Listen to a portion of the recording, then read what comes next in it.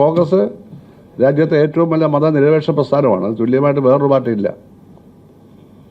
രാജ്യത്തിന് അധികാരമില്ല, പ്രതിപക്ഷത്താണെങ്കിലും രാജ്യത്ത് എല്ലായിടത്തുമുള്ള മതനിരപേക്ഷ പ്രസ്ഥാനം കോൺഗ്രസ്സാണ്. അപ്പോൾ അതിന് ഭാവിയുണ്ട്. അത് ശരിയായ തരത്തിൽ കഴിഞ്ഞ കാല വീഴ്ചകളൊക്കെ മാറ്റി നല്ല കറക്റ്റായിട്ട് അതിനെ കൊണ്ടുപോയി കഴിഞ്ഞാൽ ഒരുപാട് ചെറുപ്പക്കാരുണ്ട് അതിനകത്ത്.